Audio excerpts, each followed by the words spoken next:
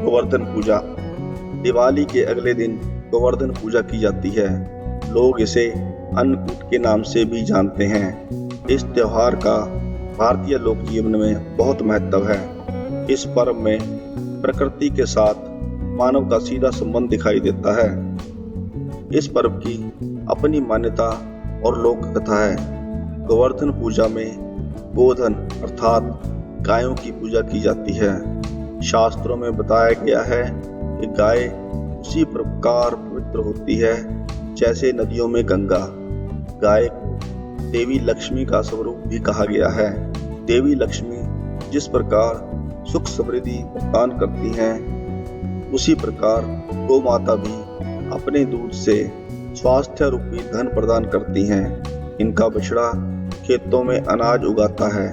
ऐसे गौ संपूर्ण मानव जाति के लिए पूजनीय और आदरणीय है। गौ के प्रति श्रद्धा प्रकट करने के लिए ही कार्तिक शुक्ल पक्ष प्रतिपदा के दिन गोवर्धन की पूजा की जाती है और उनके प्रतीक के रूप में गाय की। गोवर्धन पूजा के संबंध में एक लोक गाथा प्रचलित है। कथा यह है कि एक बार देवराज इंद्र को अभिमान हो गया था। इंद्र का अभिमान दूर करने हेतु भगवान श्री कृष्ण ने, जो स्वयं लीलाधारी और श्री विष्णु के अवतार हैं, उन्होंने एक लीला रची। प्रभु की इस लीला के अनुसार एक दिन उन्होंने देखा कि सभी ब्रजवासी उत्तम पकवान बना रहे हैं और किसी की पूजा की तैयारी में जुटे हैं। श्री कृष्ण ने बड़े भोलेपन से मैया यशोदा से प्रश्न किया कि मैया, यह आप लोग किसकी पूजा की तैयारी कर रहे हैं? कृष्ण की बातें सुनकर मैया बोली कि लल्ला, हम देवराज इंद्र की पूजा के लिए अन्न की तैयारी कर रहे हैं। मैया के ऐसा कहने पर श्री कृष्ण बोले कि मैया, हम इंद्र की पूजा क्यों करते हैं? मैया ने कहा, देवराज इंद्र वर्षा करते हैं जिससे हमारे खेतों में अन्न की उपज होती है। उनसे हमारी गायों को चारा मिलता है। भगवान श्री कृष्ण बोले कि फिर तो हमें गोवर्धन पर्वत की पूजा करनी चाहिए, क्योंकि हमारी गायें वहीं चरती हैं। इस दृष्टि से गोवर्धन पर्वत ही पूजनीय है।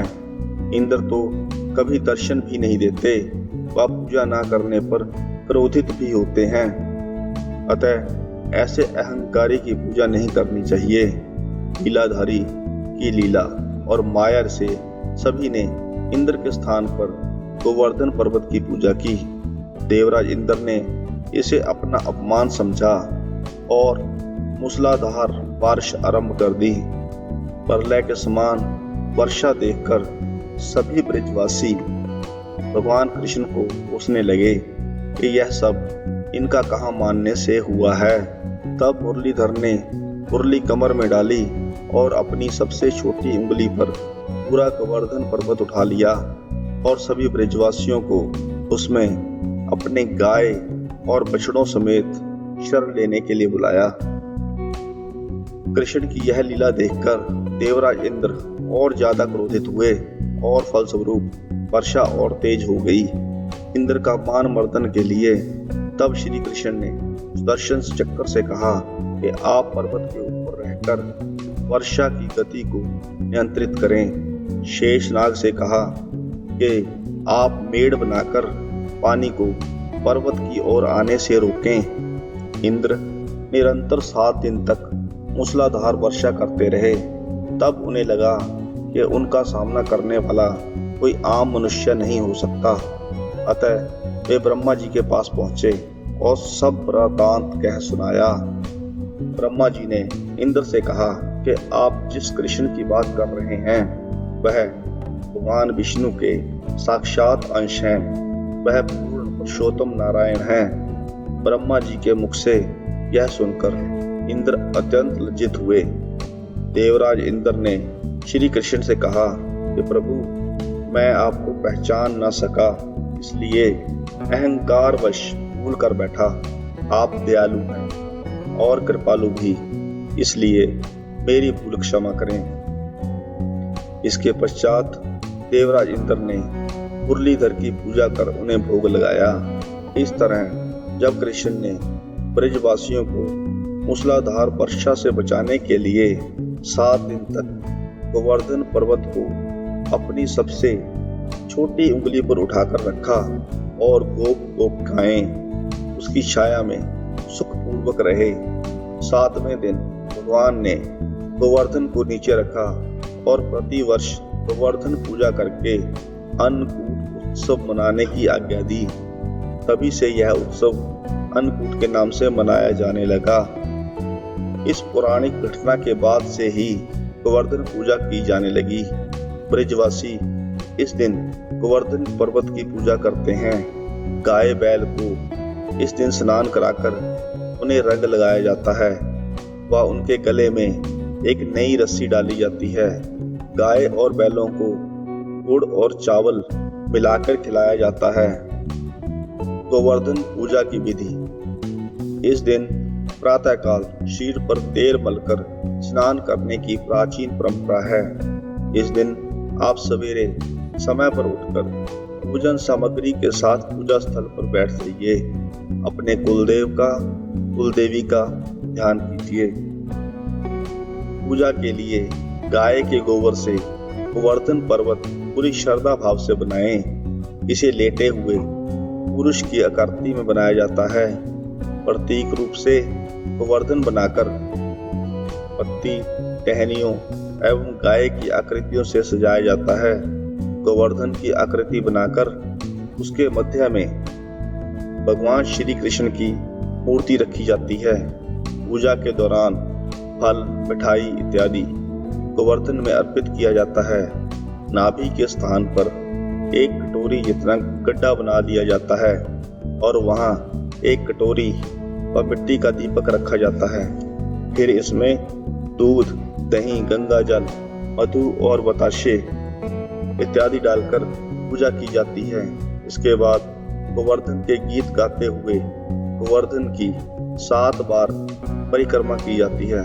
परिक्रमा के समय एक व्यक्ति हाथ में जल का लोटा और दूसरा व्यक्ति अन्न यानी जौ लेकर चलते हैं और जल वाला व्यक्ति जल की धारा को धरती पर गिराते हुए चलता है और दूसरा व्यक्ति अन्न यानी जौ बोते हुए परिक्रमा पूरी करता है।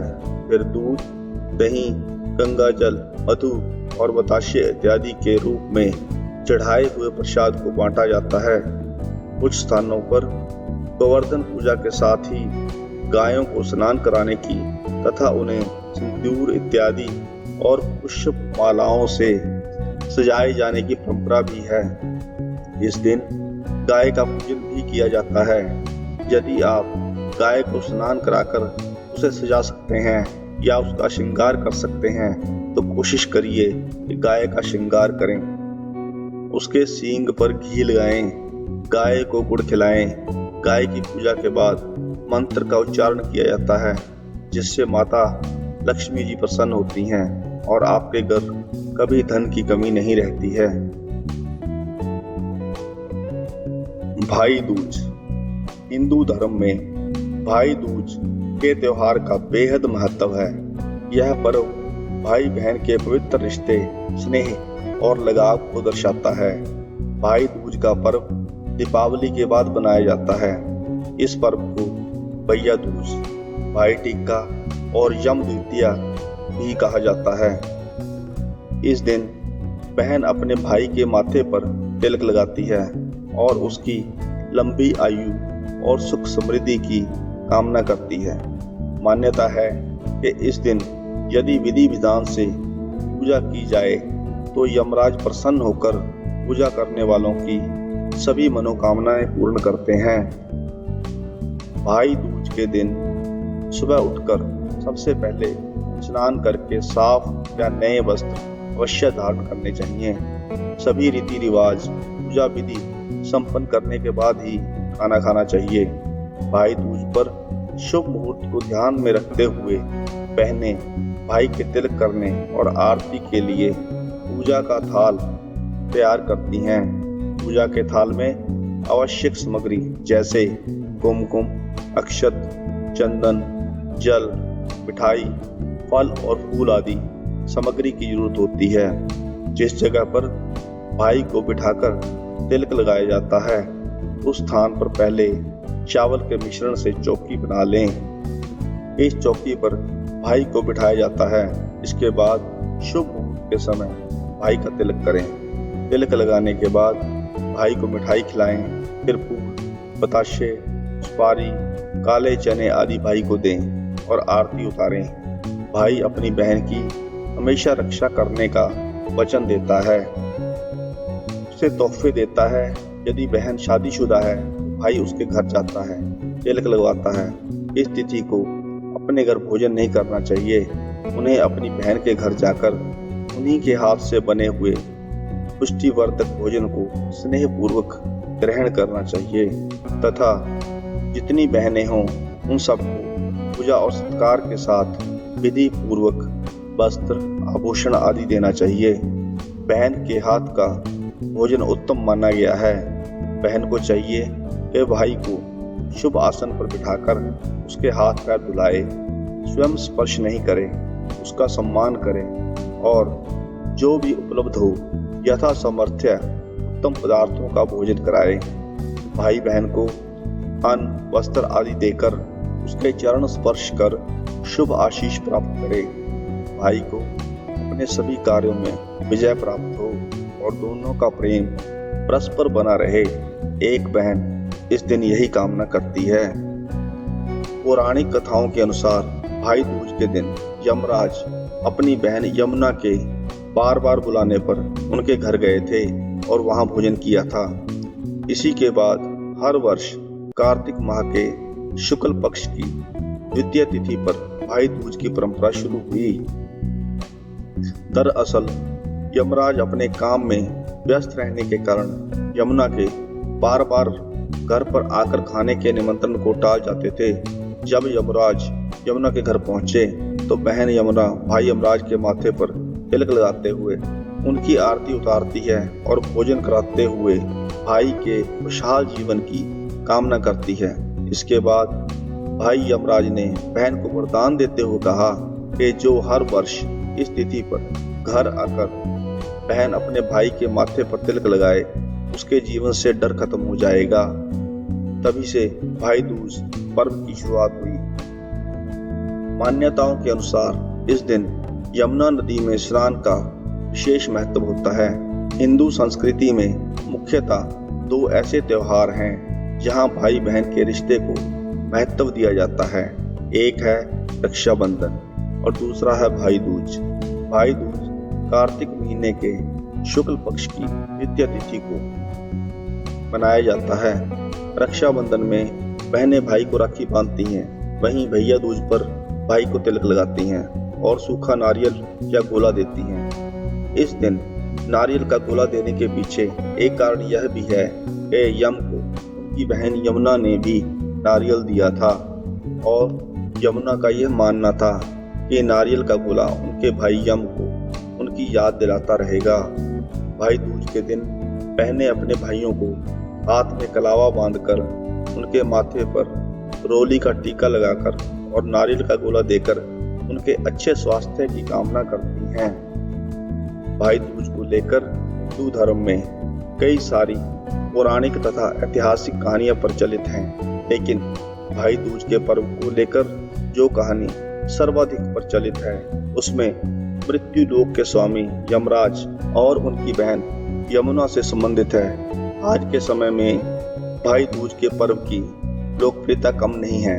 दौड़ भाग वाली जिंदगी और बदलते परिवेश में समय के अभाव में हर एक त्योहार मनाने के लिए लोग अपने घर परिवार और रिश्तेदारों के पास नहीं जा पाते हैं। फिर भी लोग रिश्ते निभाने की भरपूर कोशिश करते रहते हैं।